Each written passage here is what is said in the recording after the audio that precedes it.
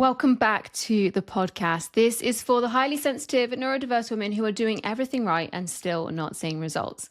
So without further ado, let's dive in. So welcome back to the podcast. We had a little hiatus temporarily because there has been so much exciting stuff going on and I cannot wait to share it with you over the next few episodes. But today's episode is specifically about when you know what to do, you know exactly what you need to do, you've learned it, you've planned it, you've got the background, you've got the experience, you have all the freaking information and you're still not doing it. So if that sounds a little bit like you, then I know this episode is going to be super helpful. So don't forget, as always, to listen all the way to the end because I'm going to give you some absolute golden nuggets. I can guarantee that it's a Monday and you are listening to this podcast and you're saying, this is the week. This is the week, Luce. This is the week everything changes. This is the week I stick to my diet. This is the week I follow through and get through a whole to-do list in my business. This is the week where I'm going to get all my steps in, and that's like an ongoing battle for me personally. And you start mega strong, right? Like I'm filming this on a Wednesday. So Wednesday, I'm 3 days in, my steps are done, I've hit my goals, and then something happens, something small happens, and it either puts you into one of two things: overthinking or avoidance. So let's talk this through with food. So Monday, you start strong, you've prepped your meals, everything's going great. You get to Tuesday and you're like, yep, carry on, we can do it. You get to Wednesday, I don't know, the kid's sick, something at work happens and it's really freaking stressful. You leave your meals in the fridge at home and suddenly you've either derailed the whole thing, ended up 15 biscuits deep, or what's happened is you've overthought it and maybe thought, well, maybe I'll just eat less today, or I'll eat more today and then I'll be able to eat less tomorrow. And then I'll just reduce my calories for the rest of the week so I can eat this burger today. And you end up in this constant and chronic spiral and you keep ending up in the place where you keep starting over. Now, the thing is, this happens with food, this happens in business, this happens with body goals, it happens in relationships. It happens over and over and over because it's built on the patterns that are running underneath, not your lack of willpower, not a lack of discipline, not because you don't know what to do, but simply because underneath all of that, there is a pattern running the show that you're not consciously aware of yet. And this is the I know what to do, but I'm not doing it pattern. The truth is, I'm qualified in nutrition, I'm a qualified trainer, I've been a qualified and certified life coach for 9 years. There have been seasons of my life where I have absolutely known exactly what I needed to do. I know exactly what I need to eat, exactly how much exercise to do, exactly what kind of exercise works for my body in order for me to feel my best, to look my best. Does it mean I always do it? Absolutely fucking not. And it's not about discipline and it's not about laziness. Highly sensitive and neurodiverse women feel things completely differently to the average person. So you can be super educated. You can know everything about your chosen topic, about your business, about the products, about food, about nutrition. You can know all the things. But if ultimately following through on those things doesn't feel normal, safe, predictable, usual, easy to understand to your body, every single Wednesday, you are going to end up in the same situation where you're starting again on Monday. And this isn't because you're broken or you're wrong. It just means that highly sensitive and neurodiverse women process things differently. They understand things differently. They intellectualize and internalize things in a completely different way that just isn't accounted for with traditional personal development, nutritional fitness advice. It's not targeted at specific highly sensitive nervous systems. And I'm going to break down for you why they're so different. Highly sensitive and neurodiverse humans feel things incredibly deeply. They have incredible sensory processing capabilities. And that's freaking brilliant because it means when we watch that happy, joyful film or listen to that song, the peak of our experience is like amazing. But it also means when we go through something difficult or stressful or hard, we feel it and it takes us out. It takes us down into the depths of our soul. And what happens over time is that highly sensitive and neurodiverse humans will shrink their experience of reality to living in this tiny box of, yeah, I'm fine. Yeah, it was fine. Yeah, it was okay. Because feeling things so deeply is only great when the feelings are good. And so we can shrink our experience of life to reduce how much we feel things, to reduce how much we experience things.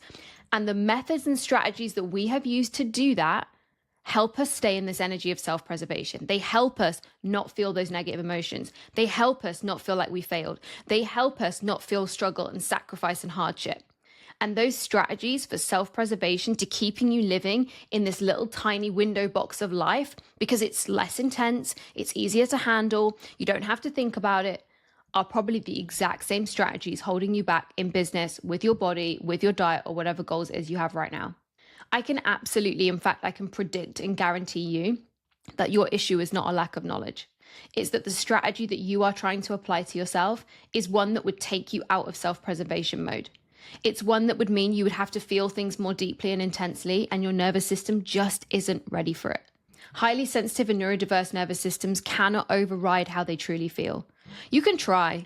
You can try to manipulate yourself, to should yourself, to shame yourself, to blame yourself. And in fact, that's usually the energy that most highly sensitive and neurodiverse people use with themselves and with other people too, that we need to coerce, manipulate, and control things in order to get things done, because we don't have that inner sense of trust.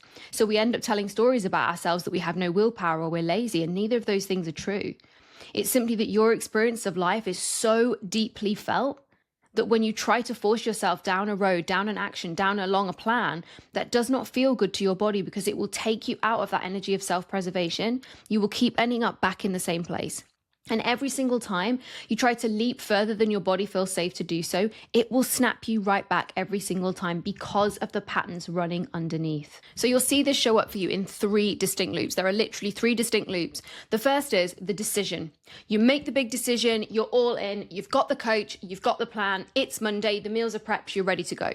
You start taking action, so you'll follow through, you'll follow it for 3 days, and then what will happen is you'll just get this sense of resistance. And that might look like overanalyzing and overthinking. It might look like an accident, like leaving your meals at home. It might look like a barrier you come up against, and rather than push through it, you allow it to derail you. And that's not on you, that's not your fault, that's not because you're wrong. It's simply because that's your nervous system's way of telling you, this isn't safe.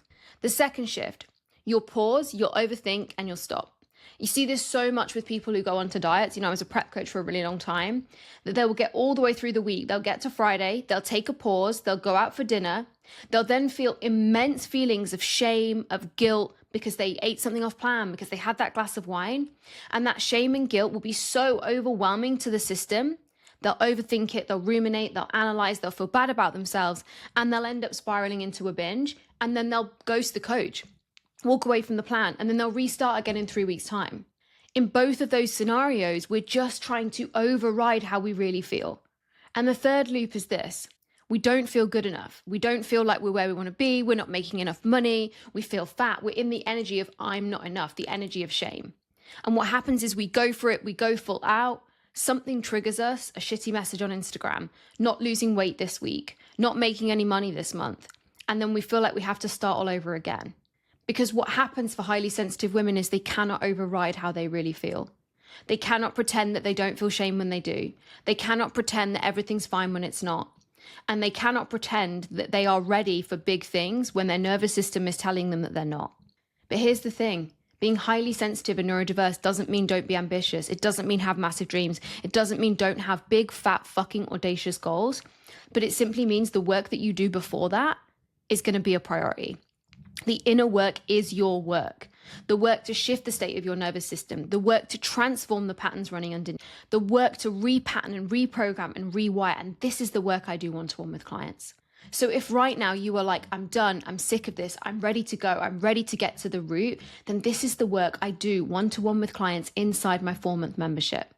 And if right now you're just curious about what it might look like to create that little edge, that little next step, then I've broken down the exact steps that highly sensitive and neurodiverse women need to make manifesting yours. So if you've listened to this and thought to yourself, oh my gosh, this is exactly what's been happening to me, start with the Make Manifesting Mind Guide. And if you're ready to get to the root and transform properly, you can find a link below to book a free discovery call with me to see how we could work together one-to-one to shift your patterns at the root so you can finally embrace that highly sensitive and neurodiverse ambition that I know that you have. So if you've listened to this episode and you've enjoyed it, you've liked it, please feel free to like, subscribe, and share. And don't forget, you can find the links to the guide and to book a free discovery call with me via the link below in the show notes. I hope you enjoyed this episode, and I'll see you on the next one. Bye.